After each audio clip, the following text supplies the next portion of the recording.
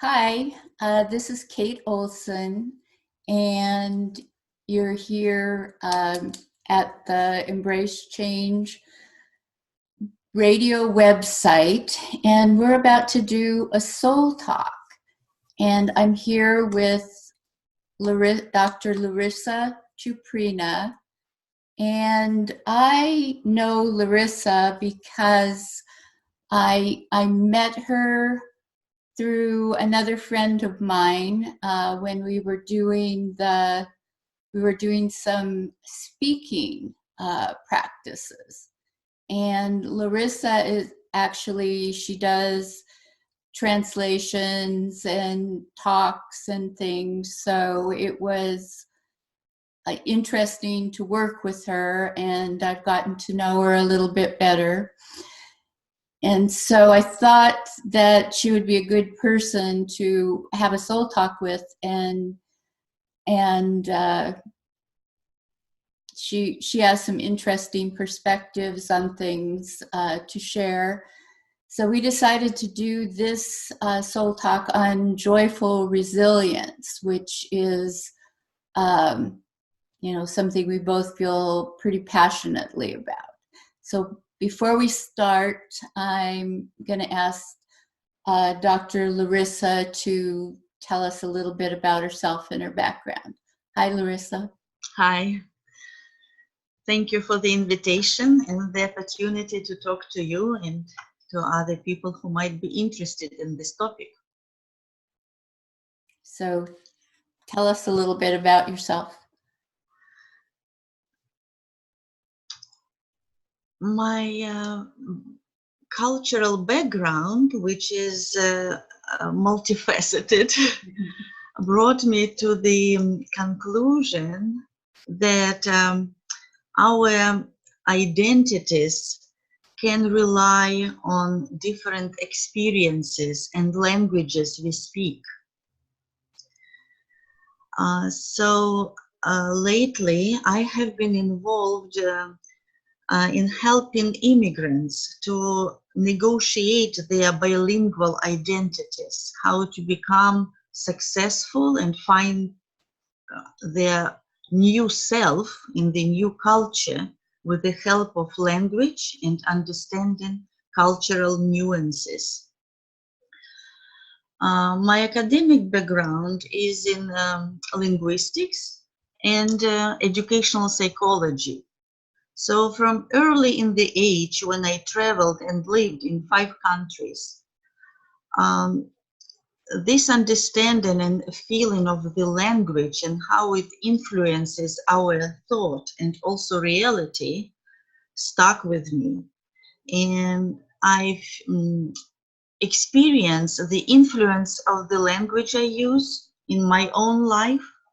So I am passionate about sharing this knowledge and skills with others who are in transition and who might use this knowledge in finding their own self.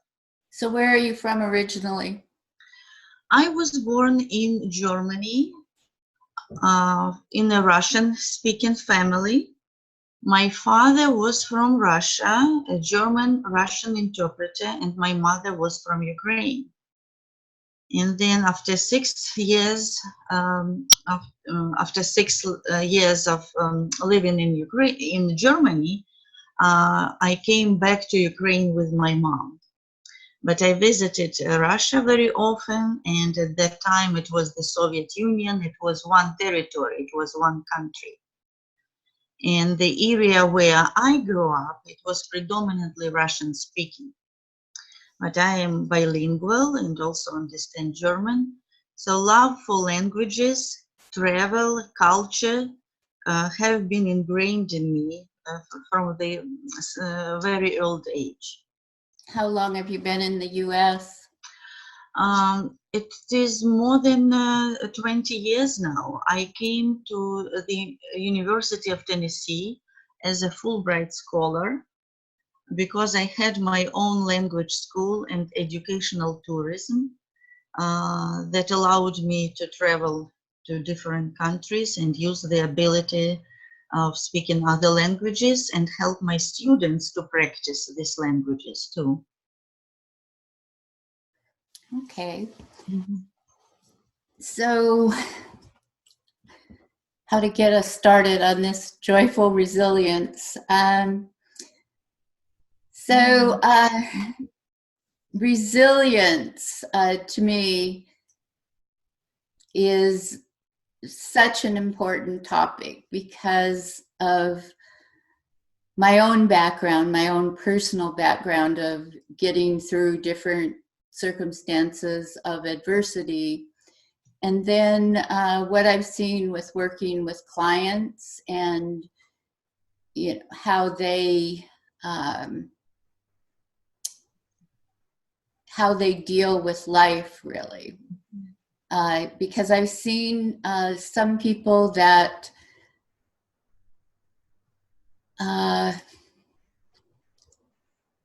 they really have a pretty good life,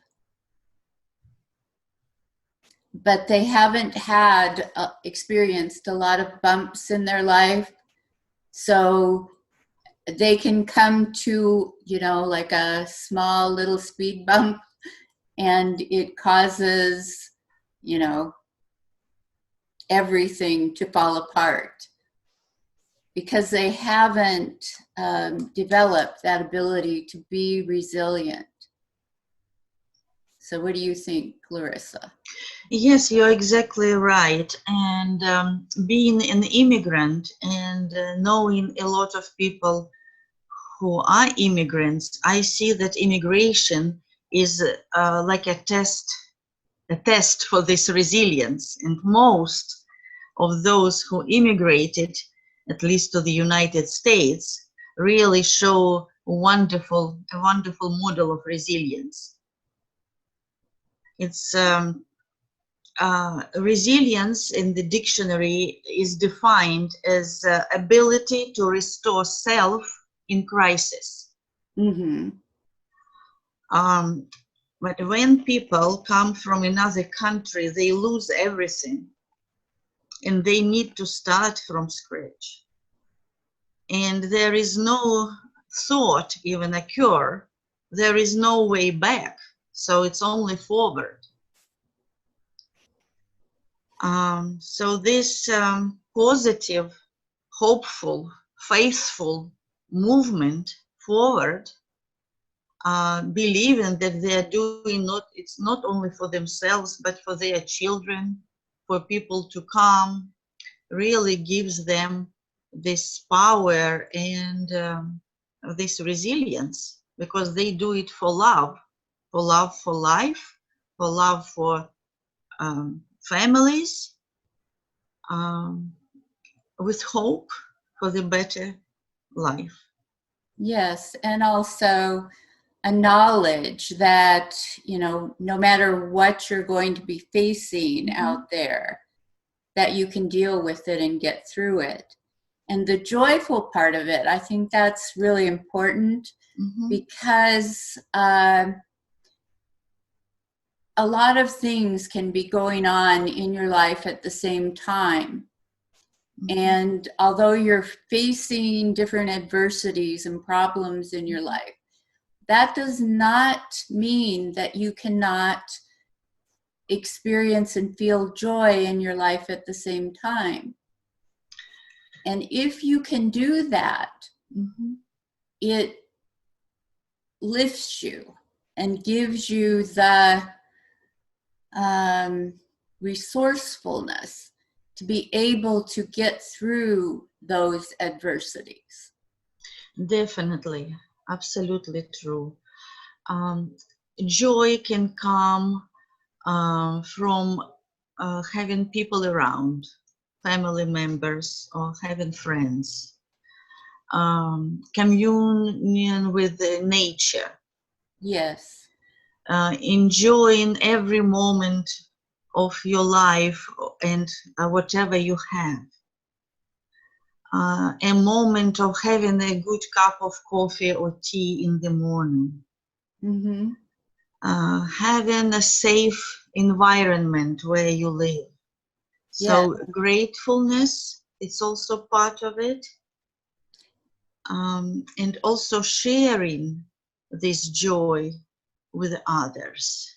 Yes, and I've seen people that are in very, like desperate situations that have a remarkable ability to experience joy. And not only to experience joy, but as Larissa said, to share it. I mean, some of those people that I've met, they've, given me so much joyfulness that,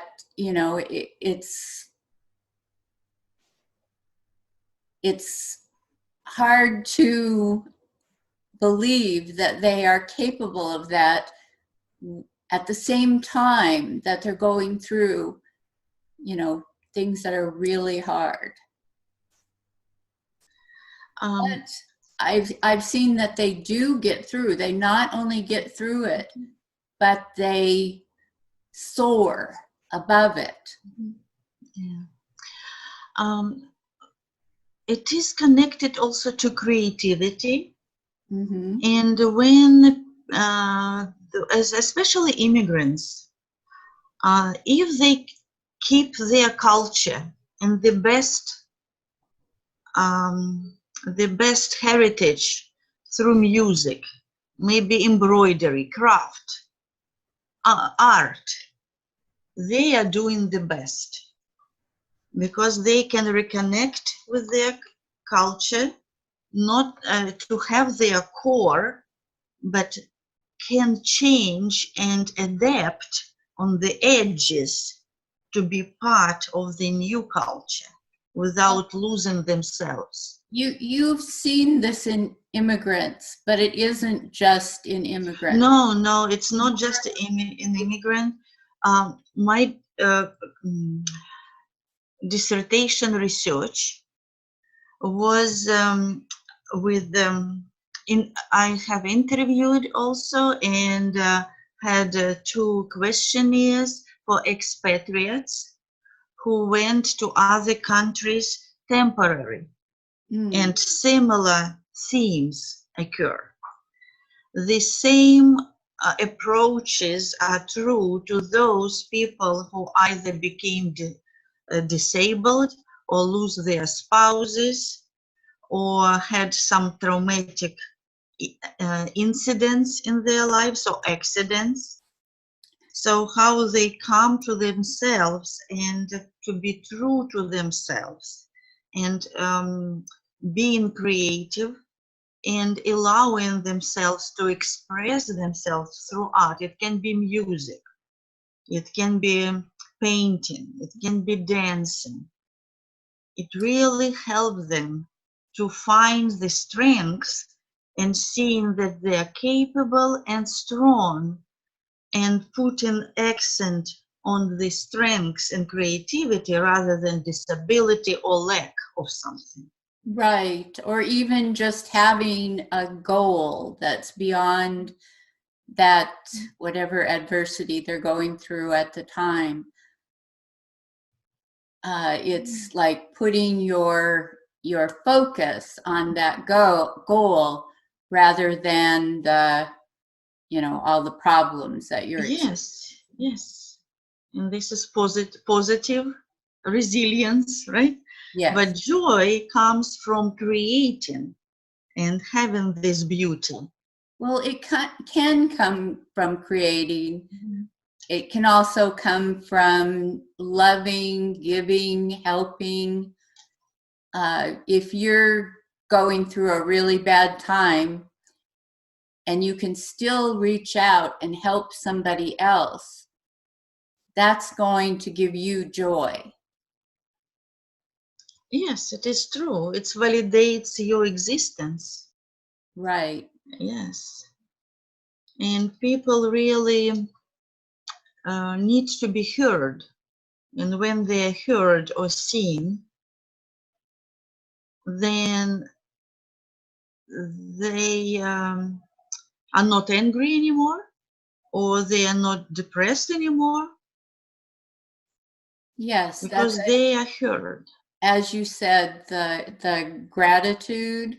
Hmm. If you can pull yourself out of, focusing on whatever problems you are having and feel gratitude for what you do have rather than, what you focusing on what you lack or what you don't have, uh, it changes, it shifts your mindset, it shifts those emotions that are going on inside you. Yes, exactly. Um, in many philosophical schools of spirituality, not necessarily religious schools, like Japanese culture, also, especially in Okinawa, to be joyful and resilient, it's part of the culture. All songs are about this. Yesterday we had a Japanese culture day in the facility where I work, and this music from Okinawa, it's all about happiness and joy. Yes. And people there live beyond 100 years. And I believe because of this joyful resilience. Yes, and if you read history, Mhm. like say you read about people that went through the Holocaust, if you read their personal stories of Mhm. the survivors, Mhm. you will find that they had a lot of those moments of joy. I mean, they were in horrible circumstances, but they were still able to find things to be joyful about and things to appreciate. Yeah. And many of Mhm. them will say, Mhm. that is what got me through. Yes, if we use their model, they understood that a socium or being together with the community is a very big part of it. Then intergenerational interactions are very important when wisdom is appreciated and usefulness is supported. Mm-hmm. True. So they live together in harmony. It's not competition, it is like adding a piece to the harmonious society. Um, Yes. so, And then, and yes, it is different from other parts of Japan when people work themselves to death. So having time for each other, having time for self, having time for creative self-expression or for a nap or just a pause or a break, it is very important. And we are more creative when we have this leisure time. I hope the society will understand this, that we can be more creative and productive if we have more time just to relax and not to worry about money or how to well, pay yes, but that bills. is something I mean, we don't have to rely on society for that. We can do it ourselves. We can decide this is what we're going to do in our lives. Sometimes that takes some, working out because, the just the process of providing a living for yourself. Some companies like Google, they understood this, that people who are happy, they are more productive. So their employees have flexible time schedule. Yeah, Uh, yeah. but they are one of the companies that is known for working their employees hard and, a lot of hours. They do provide flexibility in their schedules, but I don't know if you talk to Google employees, I think that you would find that most of them work 50, 60-hour weeks. Yes, yeah. So sometimes the work culture, especially in the United States, is something that you really have to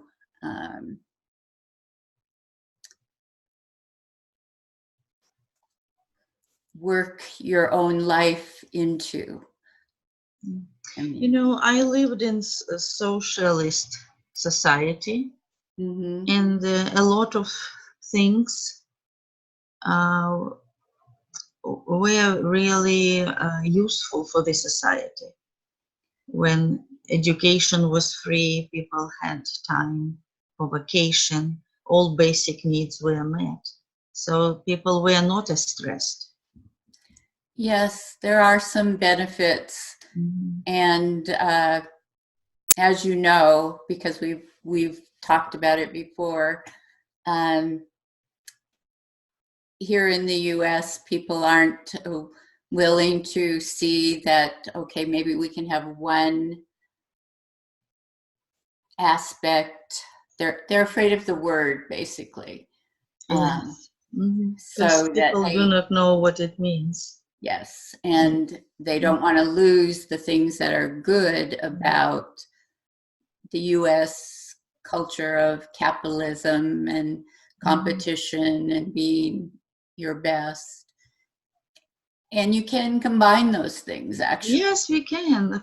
For example, in Scandinavian countries, where socialism was in a progression from capitalism, and it was a choice, not by revolution or violent change of regime, people found a golden middle ground, how to have freedom and also some basic needs are met, so that you can do your best with your talents, and teachers and nurses and doctors and social workers, if they have some, they are also rewarded for what they do. It's not only technology or business. Yes, and I think these ideas are things that our society, with all the resources that it has, needs to explore further going forward, because we do have the ability for people to spend less time on working and earning a living, and more time on other aspects of their life.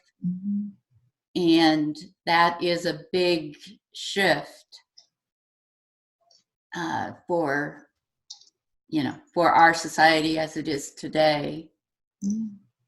There was a study that it would be cheaper to provide all homeless people with their own apartment and a nurse, rather than just to have them living in the street, have all the social workers working for them, and also take them to the emergency and provide only help only in crisis, to revive them and then to release them to the street again when they have really injury or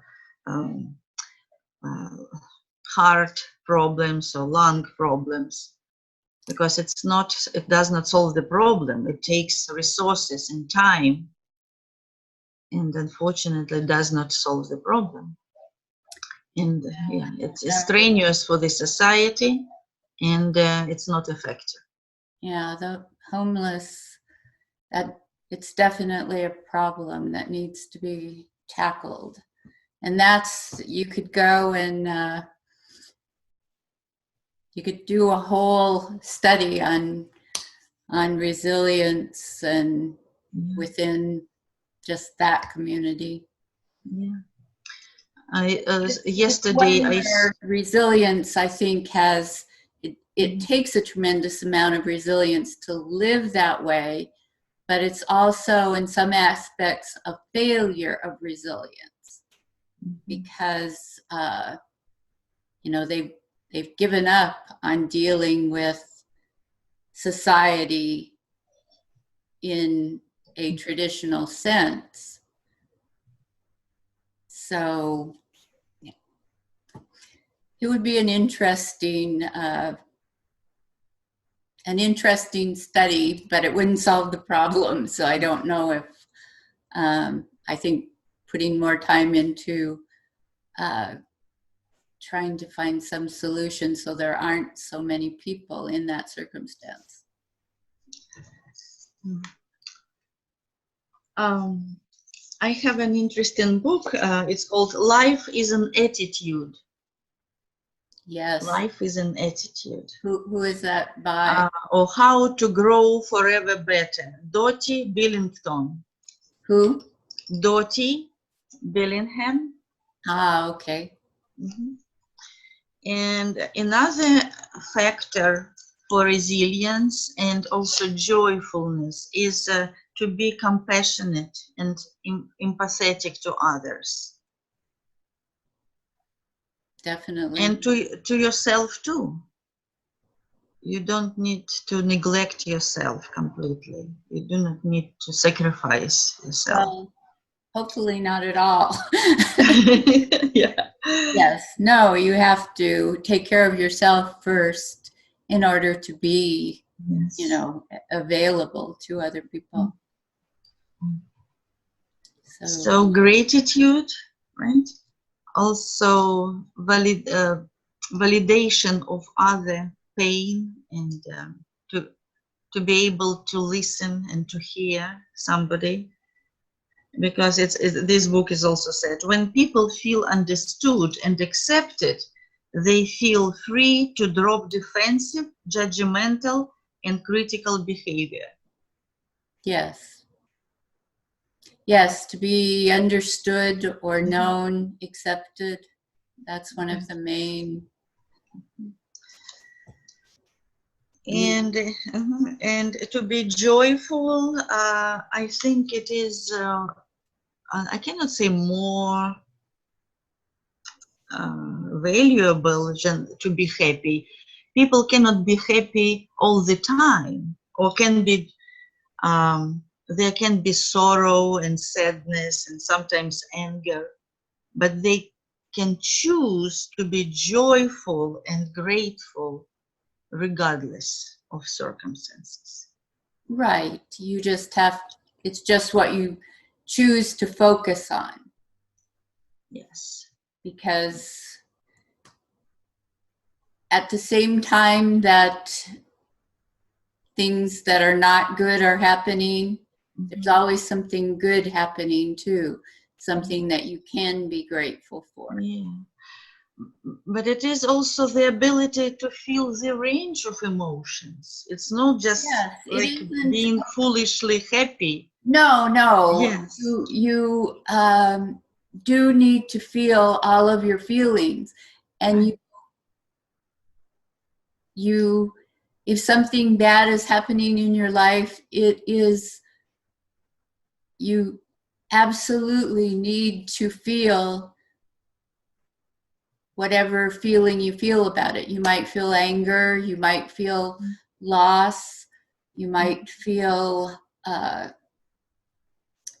sadness, and you need to feel that. But we do have the capacity to feel more than one emotion.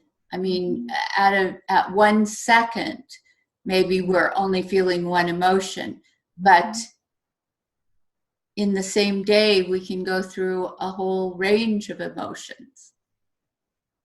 And we don't want to stay stuck in any emotion, to even be happy all the time. That would be extremely stressful if you, I mean, yeah. I mean, because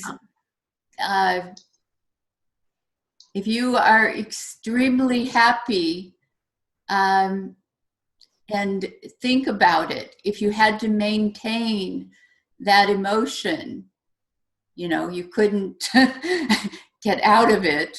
It would be sort of like, you know, that Groundhog Day, a movie.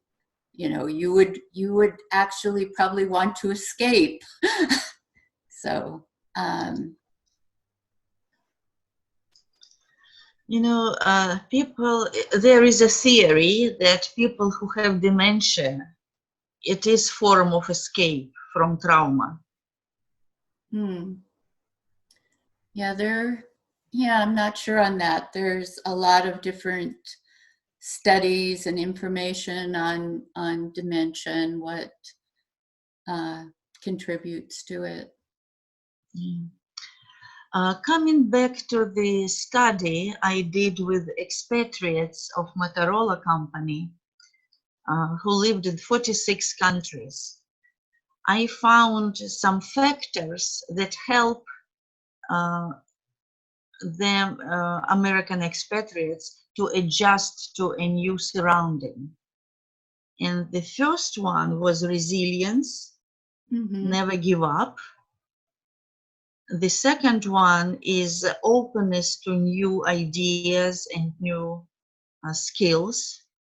But the third one, or maybe it should be the first one, is to know self. Oh, yes, definitely. So knowledge of self requires also to know what makes you happy or triggers you. Yes. So it can be both sides, to recognize these triggers and some redirect or somehow manage yourself to capture the thought which it started being a trigger. And on the other side, understanding what can make you happy. Yes. Yeah. Definitely. In the movie Zorbo the Greek, the main character, Zorbo, he had a very difficult life and he had so many tragic events. He would dance in despair or in happiness. Yes, that's one of the people that I had on my radio show. They were talking about their father, who was an immigrant actually, and he every morning he would dance, and his son didn't really know why he did that every morning until one day he told him that it was because that was what made him happy. So he had to start every day that way. Yes. It helps me. I also go dancing every week and also want to train to perform in June. Ah, okay. And it helps me to feel beautiful and powerful.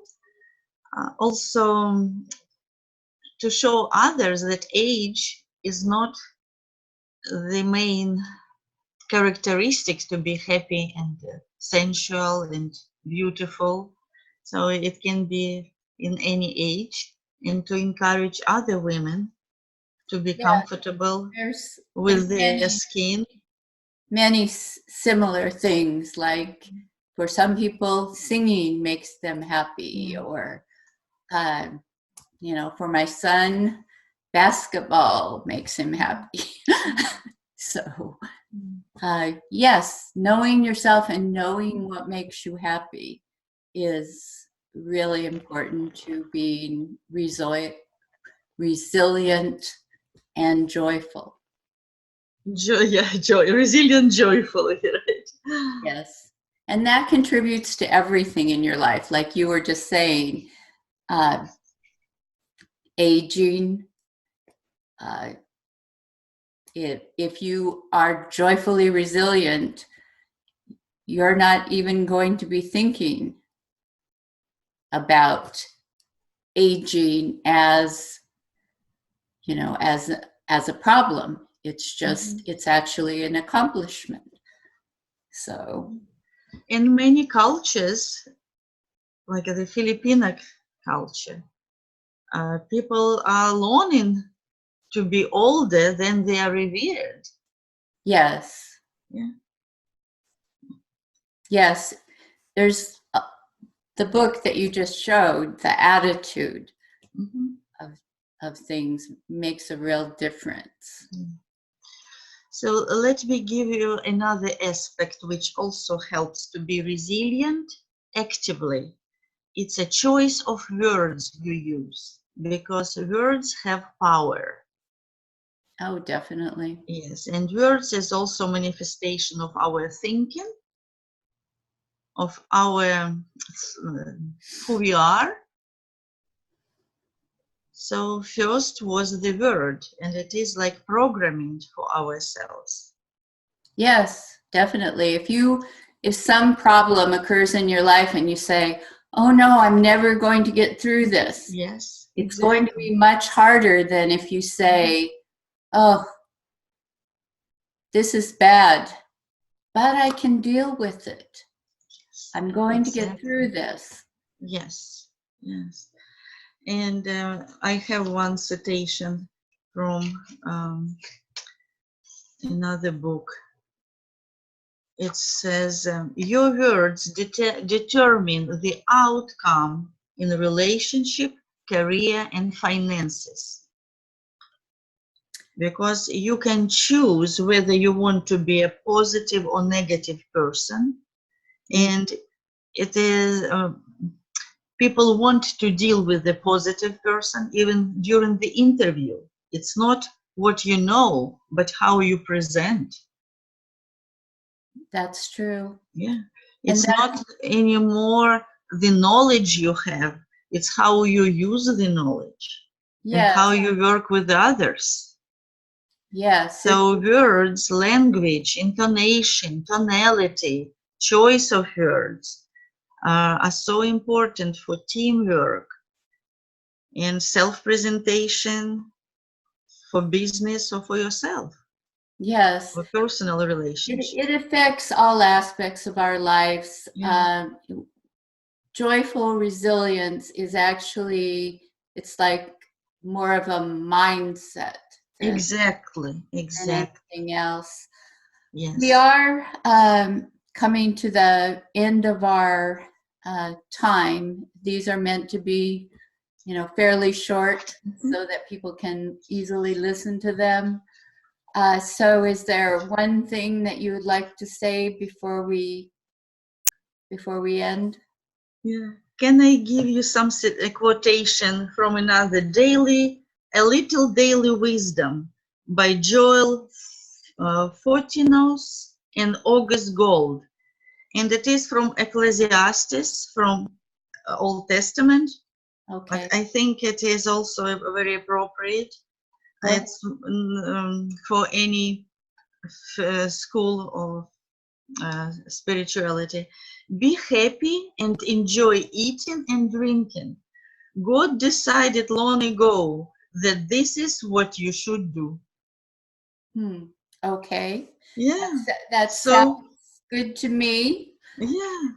And so thank you so much for being here today and talking about this. And I hope I know that I'm going to continue to practice joyful resilience, and I wish that for you as well. And I hope some people listening gained something from our talk today. Thank you so much. And you are yourself such a great model of resilience and joy. And it is such a pleasure to talk to you and to know you. Thank you for the I feel the invitation same. and this opportunity.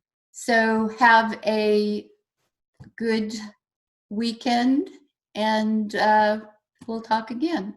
Thank you very much. All right. Talk to you later. Okay. Bye-bye.